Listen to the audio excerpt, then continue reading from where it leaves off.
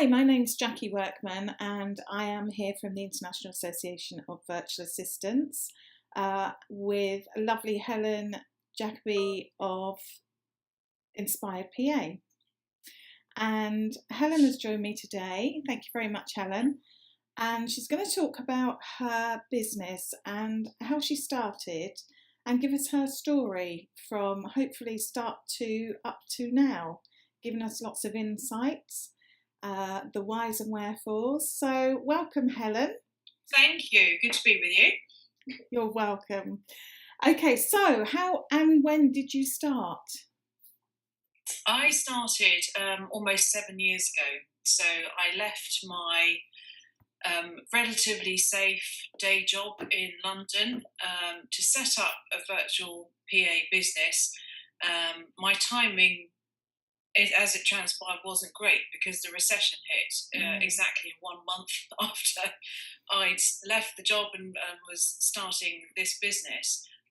My background had been 20 years worth of pretty much city PA, working for CEOs and chairmen and so on.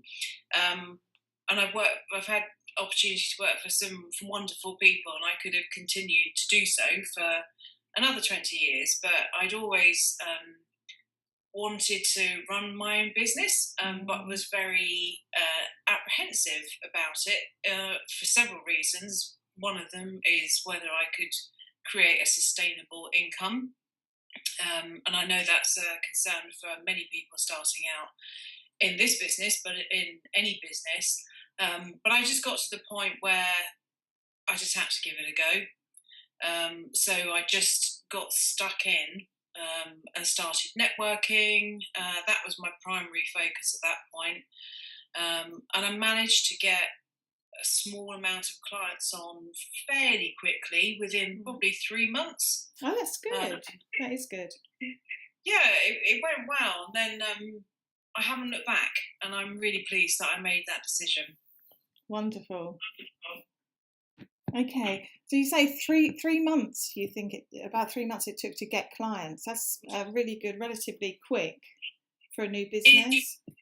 Yeah, it was. I think I was quite fortunate in that respect, and that was because I was just going to every networking meeting I could find. If it was breakfast, I was there. If it was lunch, I was there. But that's the one thing absolutely about networking, is it obviously takes time to build relationships, and that's what is at the heart of any networking that any of us do. Is it can take time, and whilst you're supremely enthusiastic and desperate sometimes to get clients on board, the quality and taking the time to build relationships is what has the longevity, I think, when you start working with clients. And that's scary when the first one does actually come on board. Yeah, it's a complete new ball game, isn't it? Working for yourself to working for an employed environment.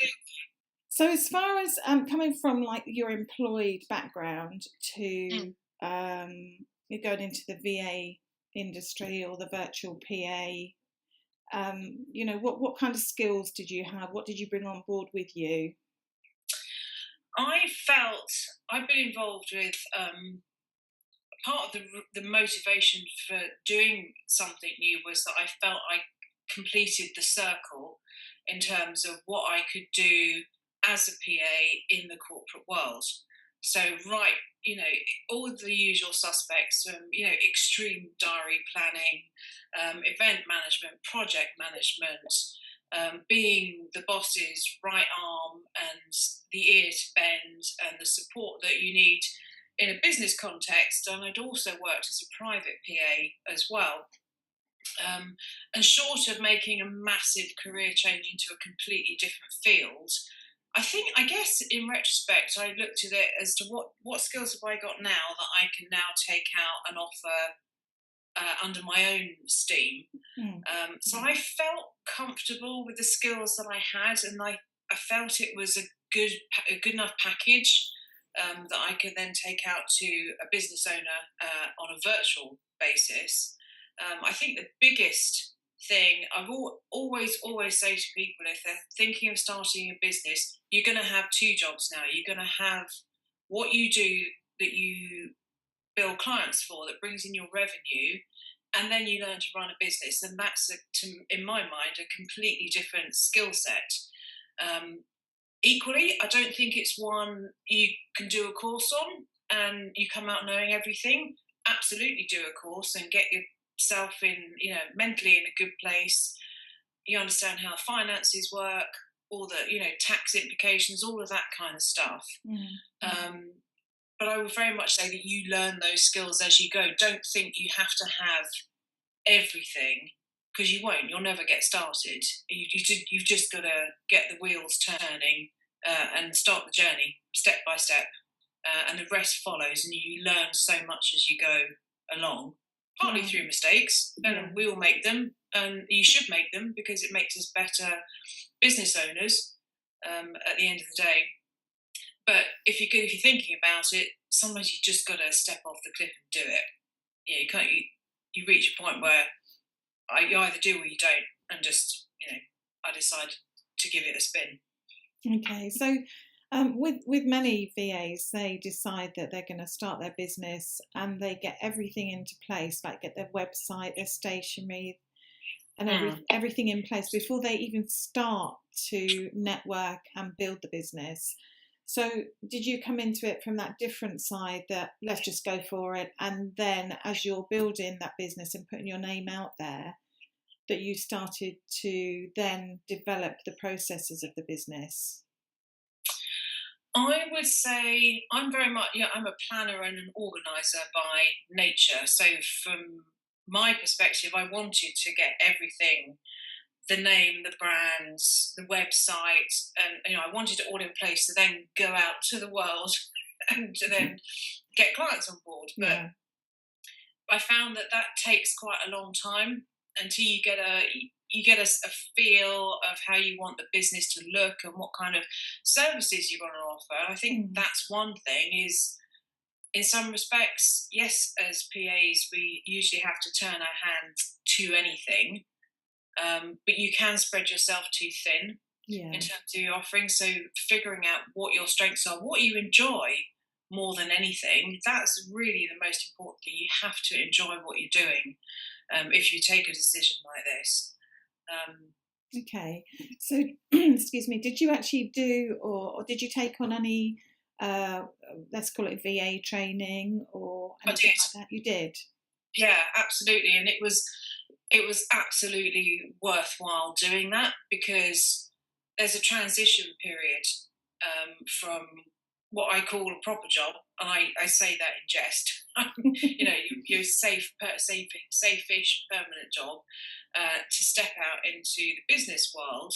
And I said I felt comfortable with the skills I had, but I wanted some support to make the transition to being in the virtual world.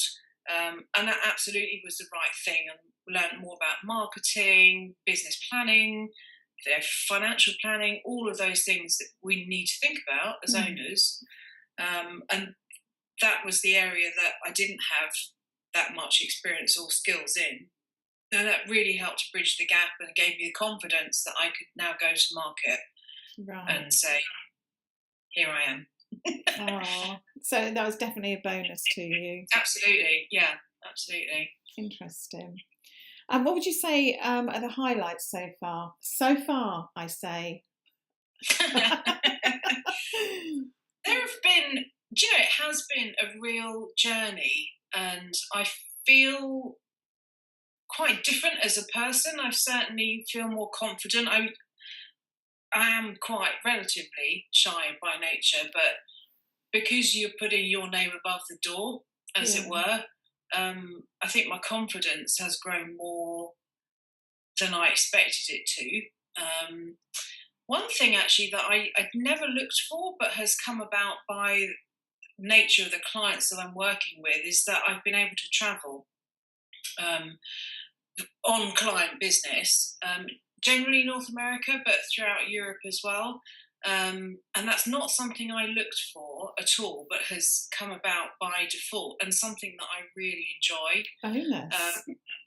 And it, apart from the fact, we've got this thing, we're virtual, people wonder whether we exist. but I really like working with clients. Certainly at the beginning of a client relationship is being with that client in person. Gives you a fantastic sense of what their business is about, where you can add value, and help them grow that business, take it forward. And you're kind of almost a business partner, or certainly a support. And that's something I've loved. And so, yeah, so I get to travel probably 5 or 6 times a year. Lovely. How's that helped your business? It gets me out the office. Okay, that's how it helps you personally. How does it help your business? But it is, because we could talk for ages about the pros and cons of working from home. But it does. It's great. I like to be around people. I get creative stimulus, if you like, from being around people, which is something I haven't had a lot of, and I've missed over the last 7 years. But certainly, working, getting your boots dirty with a client, that forges that relationship with a client so much quicker and so much better. You get up to speed a lot quicker. But it's nice. So it's kind of a nice mix of the two. Or I'm predominantly in the office, but when I'm away, it's just great to reconnect with clients and just really see what's going on and get a better understanding. Right. Okay, what about downsides? Are there downsides to this? I was thinking about this as I was preparing for today, and I wouldn't change anything. I really wouldn't. I think the only downside for me, if I had to put a label on one, is the isolation that you can experience when you work from home. And I've spoken to a lot of people over the years about how do you strike the balance between your business life and your home life.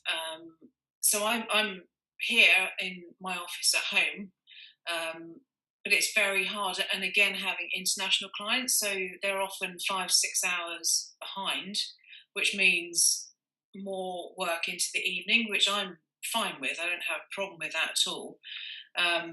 But it does make that shut off more tricky. So I've worked around that. So I like to go out, and I have been going using an office space in London just as a sort of swipe in, swipe out, and that works. But I've just taken in the last week a desk space at a marketing agency down the road. Lots of different companies, lots of nice collaborative opportunities potentially. Right. With what I do, and it's just really nice to be around people again. So I would say if you are feeling isolated, I don't think it's an either or. You don't have to be in a traditional office environment, or you have to be at home. Mix it up and try different things, and find out what works best for you. Oh, brilliant! How interesting. So, I'd like to ask you about challenges. I suppose really working sort of like remotely is a challenge, or does come into that somewhere, doesn't it? It does, yeah. So, what other challenges have you found in your business? I think the pressure generally depends what your financial goals are, or what kind of revenue you need to bring in each month. For me, this is a full-time thing. So I think the pressures are doing enough hours that you can bill for consistent revenue month on month. But coming back to that, then running your business as well. So things like, I still do my own bookkeeping. I have an accountant who does my year-end accounts, but there are certain things that I know I need to outsource to other professionals so that I can grow my business further. All right. Do you have associate VAs or other VAs that work with you, or virtual I VAs? do. Or Yeah, absolutely. And I think for any of us, I've always been of the view right from the get-go that there's power in collaboration rather than competition. I think it's very easy. Say if you're networking and there are other virtual PAs there, because your business is so personal to you, it's very easy to feel threatened potentially by other competitors. Mm. But none of us are. We can't offer everything all the time to our clients. So my view is, let's get to know each other, and potentially we can help each other. We can work, and that's how I built up my associate base of really great, trusted associates. And one in particular. So when I am traveling, the beauty of technology is I can pretty much keep up with most of my clients while I'm away. But there's one particular one that needs constant support, and that's purely because we have, he's a surgeon, so we have patients calling in all the time. And obviously, I can't manage that if I'm in the US. Mm. But I've got a colleague, someone I worked with years ago actually, who is superb. She's just brilliant at taking him on and just picks up where I leave off. And it works excellently. So again, takes time to build that up. Yeah, definitely. That's interesting though, isn't it? Because you're building a business and you do look at the other people that are doing similar to you as competition. And I think the VA industry is very much, or always has been very much, where we do work together. Yeah. We're not up against each other like we would be in going for a PA role in an employed situation, for example. I think it's slightly different. Yeah. I don't know if you would agree with that. I agree, absolutely. And it's that's one lovely thing that I have found working in this industry is the camaraderie and the friendships and the other skills. If I need, something, let's think, email marketing, something like that. I do it and I can do it, but I know people who can do it better. So I'd rather get someone on board who can do it in half the time, and that benefits the client ultimately. But yeah, there's so much resource out there in this industry. It's amazing. Never ceases to amaze me. Oh, brilliant. And can I just ask, going back to when you set up, I just want to take you back that far. How many years is it now? Nearly 7. 7 years, wow. And you wouldn't look back. I know. Yeah, when you set up, I mean, did you really set out your boundaries with your clients, or did that come along?